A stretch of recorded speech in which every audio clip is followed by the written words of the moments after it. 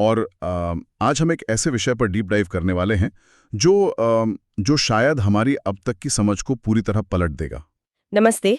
मैं भी इस चर्चा का हिस्सा बनने के लिए यहाँ हूँ और आज का मुद्दा वाकई काफी अनोखा है। भारत के बारे में सोचते ही अक्सर सबसे पहले हमारे दिमाग में क्या आता है? बढ़ती आबादी, भीड़ और ओवर पॉपुलेशन, है ना? बिल्कुल। बचपन से लेकर आज तक हमने हर जगह बस यही पढ़ा है। हाँ, मतलब सड़कों पर भीड़ और हर तरफ लोगों का हुजूम। पर जरा सोचिए, अगर कोई राज्य लोगों को तीसरा बच्चा पैदा करने के लिए पैसे देने लगे तो? सुनकर थोड़ा अजीब लगता है। ऐसा लगता है जैसे कोई मजाक हो रहा हो। सही कहा, लेकिन ये कोई मजाक नहीं है। आज की इस चर्चा का आधार है Andhra Pradesh draft population management policy 2026, जिसे हाल ही में मुख्यमंत्री एन चंद्रबाबू नायडू ने पेश किया है। जी हाँ, तो आज का हमारा मिशन बहुत ही साफ है। हमें इस नई और पहले नजर में उल्टे ट्रेंड जैसी लगने वाली नीति के पैमानों को समझना है और इसके पीछे छुपे जो आर्थिक और जनसंख्या क्या कारण है, यानी जो डेमोग्राफिक रीजंस है, उनकी गहराई में जाना है। चलिए इन बातों को थोड़ा विस्तार से खोलते हैं। इस पूरी नीति को समझने के लिए ना हमें सबसे पहले एक नंबर को समझना होगा, और वो है टोटल फर्टिलिटी रेट, यानी टीएफआर। सही पॉइंट उठाया आपने। स्रोत सामग्री बहुत साफ तौर पर बताती है कि आंध्र प्रदेश का जो मौजूदा टीएफआर है वो गिरकर 1.5 हो गया है, जो कि काफी चिंता की बात है। हाँ, और इस नीति का मुख्य लक्ष्य इस दर को वापस 2.1 पर लाना है। इस 2.1 को रिप्लेसमेंट लेवल कहा जाता है। अगर इसे आसान भाषा में समझें तो इसका मतलब है कि एक जोड़ा अपने बाद कम से कम 2 बच्चों को दुनिया में छोड़कर जाए ताकि आबादी का संतुलन बना रहे। बिल्कुल, लेकिन यहाँ सबसे दिलचस्प बात यह है कि सरकार ये 2.1 का आंकड़ा हासिल कैसे करना चाहती है। उन्होंने एक बाकायदा नया पैकेज तैयार किया है जिसे पोषण शिक्षा सुरक्षा पैकेज नाम दिया गया है। ये पैकेज सच में काफी ध्यान खींचने वाला है। जो इंसेंटिव्स इसमें दिए जा रहे हैं वो मामूली नहीं है। नहीं, बिल्कुल मामूली नहीं है। जिनका तीसरा बच्चा होगा उन परिवारों को डिलीवरी के वक्त 25,000 रुपए की एक मुश्त यानी वन टाइम राशि मिलेगी। और बात सिर्फ 25,000 पर आकर रुकती नहीं है। सही बात है। उसके बाद 5 साल तक हर महीने 1,000 रुपए की आर्थिक सहायता भी दी जाएगी, जो कि बच्चे के शुरुआती पोषण के लिए बहुत जरूरी होती है। और इसके ऊपर सबसे बड़ा दाव यह है कि तीसरे बच्चे के लिए 18 साल की उम्र तक पूरी शिक्षा मुफ्त होगी। सरकार ने इस नीति को 1 अप्रैल 2026 से लागू करने का लक्ष्य रखा है। जब आप इन सब चीजों को मिलाकर देखते हैं तो ऐसा लगता है जैसे सरकार एक तरह से तीसरे बच्चे के लिए स्पॉन्सरशिप दे रही है ना। स्पॉन्सरशिप एक बहुत ही सटीक शब्द है इसके लिए। अगर आप इन प्रोत्साहन राशि को देखें तो 25,000 रुपए जन्म के वक्त मिलना अस्पताल के खर्चों का बोझ कम करता है। और फिर हर महीने 1,000 रुपए मिलना। हाँ, क्योंकि मेडिकल साइंस भी यही कहता है कि शुरुआती 5 साल बच्चे के दिमागी और शारीरिक विकास के लिए सबसे नाजुक होते हैं। और आज के दौर में देखा जाए तो हर परिवार का सबसे बड़ा डर बच्चों की महंगी शिक्षा ही होती है। बिल्कुल। कई लोग दूसरा या तीसरा बच्चा सिर्फ इसीलिए नहीं चाहते क्योंकि उन्हें डर लगता है कि वो उन्हें अच्छी शिक्षा नहीं दे पाएंगे। मुफ्त शिक्षा देकर सरकार सीधे तौर पर उस आर्थिक डर को ही खत्म कर रही है। पर एक बात सोचिए, इस सब में राज्य सरकार का करोड़ों अरबों का बजट लगेगा। कोई भी सरकार बिना किसी बड़े डर के इतना पैसा क्यों बहाएगी? इसके अंदर आखिर ऐसी कौन सी चेतावनी छिपी है? यहाँ सबसे हैरान की इस बात यह है कि स्रोत सामग्री के अंदर एक बहुत ही साफ अनुमान लगाया गया है। अगर बिना किसी दखल के आबादी ऐसे ही गिरती रही तो क्या होगा? तो 2047 तक आंध्र प्रदेश की लगभग 23% आबादी बुजुर्ग हो सकती है। 1 मिनट, 23%? इसका मतलब तो ये हुआ कि 2047 आते आते हर चौथा इंसान रिटायरमेंट की उम्र पार कर चुका होगा। सही समझे आप। तब तो पूरी तस्वीर ही बदल जाएगी। फिर ऑफिस में काम कौन करेगा? फैक्ट्री कौन चलाएगा? यही वो डर है। इसे ही डेमोग्राफिक क्राइसिस या जनसंख्या संकट कहते हैं। मुख्यमंत्री ने अपनी इस ड्राफ्ट पॉलिसी में इस स्थिति को वैश्विक संदर्भ यानी ग्लोबल कॉन्टेक्स्ट में भी रखा है।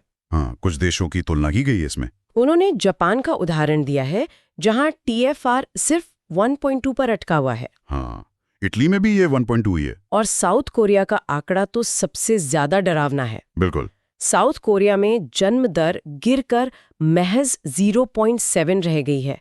इसकी वजह से इन देशों में एक इकोनॉमिक स्टैग्नेशन यानी आर्थिक विकास रुक सा गया है। अगर साउथ कोरिया का ये 0.7 वाला आंकड़ा हम समझे ना, तो इसका मतलब है कि आज वहां अगर 100 युवा हैं तो अगली पीढ़ी में सिर्फ 35 युवा बचेंगे। और उसकी अगली पीढ़ी में वो 35 घटकर शायद 10 या 12 रह जाएंगे। ये तो सच में आबादी का सिकुड़ना है। जब नए युवा नहीं होंगे तो नई गाड़ियां, नए घर कौन खरीदेगा? और जो लोग रिटायर हो चुके हैं, उनकी पेंशन और हेल्थ केयर के लिए सरकार को जो टैक्स चाहिए, वो टैक्स भरने वाले कहाँ से आएंगे? यही तो अर्थव्यवस्था को अपाहिज कर देता है। लेकिन ये बात सिर्फ आंध्र प्रदेश या इन अंतर्राष्ट्रीय देशों की ही नहीं है। ड्राफ्ट पॉलिसी दिखाती है कि ये तो पूरे दक्षिणी राज्यों का एक ट्रेंड बन गया है। सही कहा। तमिलनाडु का TFR 1.4 और केरला का 1.6 है। इसलिए अब पुरानी जनसंख्या नियंत्रण वाली नीतियां काम नहीं आएंगी। एक नए पॉलिसी प्लेबुक की जरूरत महसूस की गई है। पर इस नई प्लेबुक में एक बहुत बड़ा पैराडॉक्स भी है। और यहाँ आकर कहानी वाकई बहुत दिलचस्प हो जाती है।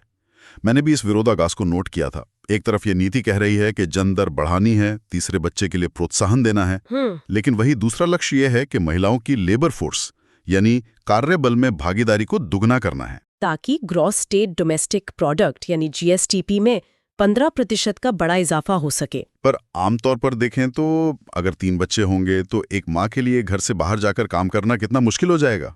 ये बहुत ही जटिल मुद्दा है, लेकिन सरकार का विश्लेषण ये कहता है कि कम TFR का सीधा मतलब है श्रिंकिंग वर्कफोर्स, यानी काम करने वाले लोगों की कमी, जो कि आगे चलकर पूरी अर्थव्यवस्था को हिला देगी। बिल्कुल। इसीलिए 2047, जो कि भारत की आज़ादी की शताब्दी का साल होगा, उस वक्त तक के इन जनसंख्या की ये चैलेंजेस से निपटने के लिए महिलाओं का आर्थिक योगदान बहुत जरूरी है। तो सरकार आबादी का संतुलन और महिलाओं का आर्थिक योगदान दोनों एक साथ साधने की कोशिश कर रही है। हाँ, सरकार ये मानकर चल रही है कि अगर बच्चों की शिक्षा और शुरुआती पालन पोषण का आर्थिक बोझ वो उठा लेंगे, तो महिलाएं परिवार बढ़ाने के साथ साथ अपने करियर को भी जारी रख पाएंगी। समझ गया। ये सच में एक बहुत बड़ा बैलेंसिंग एक्ट है।